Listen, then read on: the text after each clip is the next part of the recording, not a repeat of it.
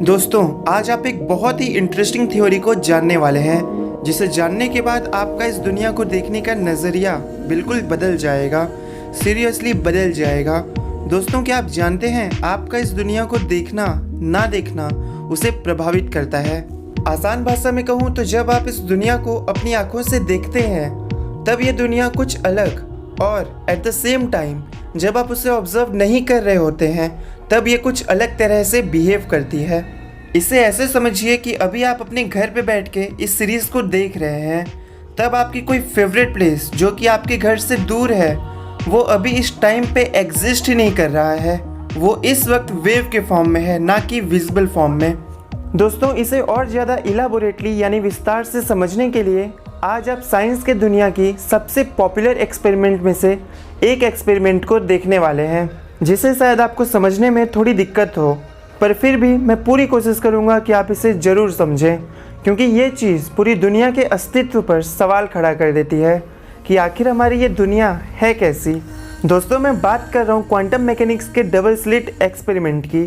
दुनिया के toughest concept में से एक क्वांटम मैकेनिक्स को समझना थोड़ा मुश्किल है, पर फिर भी मैं आसान भाषा में डबल स्लिट एक्सपेरिमेंट को समझाने की कोशिश करूँगा। तो दोस्तों, इससे पहले कि हम क्वांटम वर्ल्ड यानी हमारी दुनिया की ही सबसे छोटी इकाई जिससे मिलकर हमारी ये दुनिया बनी है, वो इलेक्ट्रॉन्स प्रोटॉन्स होते हैं ना, जिसे हम फंडामेंटल पार्टिकल्स भी कहते हैं, तो इससे पहले कि हम इस छोटी सी दुनिया में जाएं, पहले हम ये समझते हैं कि वेव और पार्टिकल्स काम कैसे करते हैं।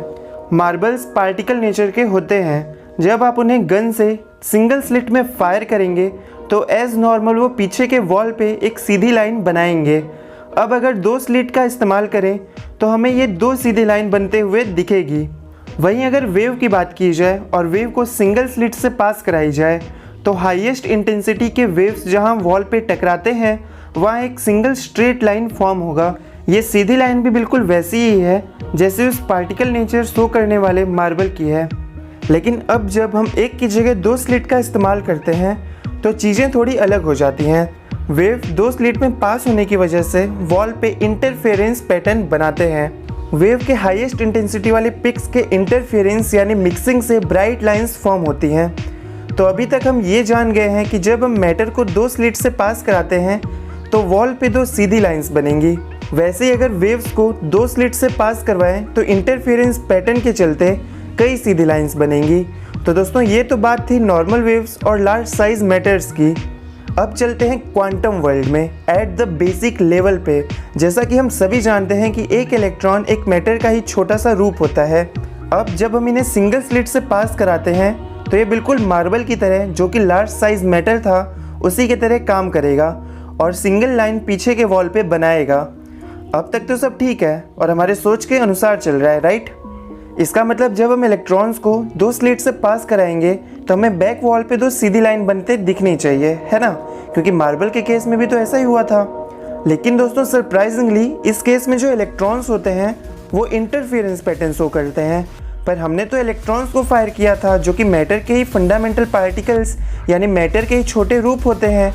तो ये वेव्स की तरह काम क्यों कर रहे हैं? साइंटिस्ट्स ने सोचा कि हो सकता है इतने सारे इलेक्ट्रॉन्स आपस में टकरा जा रहे हो जिसके कारण ऐसा हो रहा हो। इसलिए उन्होंने इस बार ऐसे गन का इस्तेमाल किया जो एक बार में एक ही इलेक्ट्रॉन्स फायर करे। कुछ घंटों बाद वैज्ञानिक ये देखकर हैरान थे कि इस बार भी इलेक्ट्रॉन्स ने इंटरफेरेंस पैटर्न शो किया और कई मल्टीपल लाइंस फॉर्म किए। इसे समझने के लिए साइंटिस्ट्स ने एक ऑब्जर्वर मशीन स्लिट के पास रख दिया जो इलेक्ट्रॉन के किसी भी परिवर्तन पर नज़र रख सकता था। पर इस बार जो हुआ उसे मैं क्या बोलूं? इस बार जो हुआ उसने वैज्ञानिकों की नींद उड़ा दी। दरअसल इस बार इलेक्ट्रॉन्स ने पार्टिकल नेचर शो करते हुए टारगेट वॉल पर दो ही सीधी लाइन बनाए। दोस्तों, आश्चर्यजनक बात यह थी कि जब ऑब्जर्वर को हटा दिया जाता इलेक्ट्रॉन्स इंटरफेरेंस पैटर्न शो करते, और जब ऑब्जर्वर से उन्हें ऑब्जर्व किया जाता तो पार्टिकल नेचर दिखाते। ऐसा लग रहा था जैसे उन इलेक्ट्रॉन्स को पता चल जा रहा हो कि उन्हें कोई देख रहा है, जिसके चलते वो अपना नेचर चेंज करते रहे थे।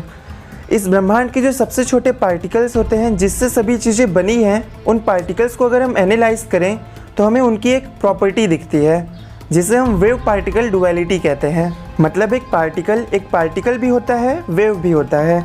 यानी जो इलेक्ट्रॉन या प्रोटॉन्स हैं वो सॉलिड पार्टिकल्स भी होते हैं और वेव भी होते हैं। लेकिन कोई फंडामेंटल पार्टिकल जैसे इलेक्ट्रॉन या प्रोटॉन एक साथ वेव और पार्टिकल कैसे हो सकता है? कभी पार्टिकल बन के विजिबल और वेव बन के इनविजिबल कैसे हो सकता है? Interestingly no one knows but we know that हमारी दुनिया भी उन्हीं से बनी है। इसलिए इसका सीधा सीधा मतलब है कि हमारी दुनिया भी उस समय अलग व्यवहार करती होगी जब हम इसे ऑब्जर्व नहीं कर रहे होते। जैसे कि एशियन टाइम्स के कई घटनाओं के बारे में आपने सुना होगा और महाभारत में भी आपने देखा है कि भगवान श्री कृष्ण 2 रूपों में 2 जगह रह सकते थे, वो भी एक ही समय पर। कई थ्योरिस्ट का मानना है कि ये क्वांटम फिजिकल डुअलिटी के चलते संभव था। बट ये जो एशियन टाइम्स को साइंस के साथ जोड़ते हैं उनकी कही गई जस्ट एक थ्योरी है। दोस्तों आपको क्या लगता है? आप अपने विचार कमेंट करके ज़रूर बताएं। दोस्तों कई विचारक इस थ्योरी को सपोर्ट करते हैं जिसे कहा जाता है कि जो हमारा ब्रह्मांड है वो हमारी चेतना और विचारों से निर्मित होता है। दोबारा ध्यान से सुनिए दोस्तों, कई विचारक इस थ्योरी को सपोर्ट करते हैं जिसे कहा जाता है कि जो हमारा ब्रह्मांड है वो हमारी चेतना और विचारों से निर्मित होता है। दोस्तों अगर वाकई ऐसा है तो आप सोच सकते हैं कि इस ब्रह्मांड में आपका कितना इम्पोर्टेंस है। आपका देखना, आपका ऑब्जर्व करना कितना महत्वपूर्ण है, जो प्रकृति को भी अपना व्यवहार बदलने पर मजबूर कर रहा है।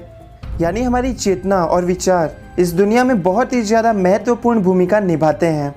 और जैसा कि शुरुआत में मैंने बोला था, अगर आप अपने फेवरेट प्लेस से दूर हैं तब तो वो उस टाइम एग्जिस्ट नहीं करता, लेकिन जैसे ही आप उस जगह जाते हैं तब आपका वो फेवरेट प्लेस वेव से बदल कर फिजिकल पार्टिकल नेचर में आ जाता है, सिर्फ आपके लिए।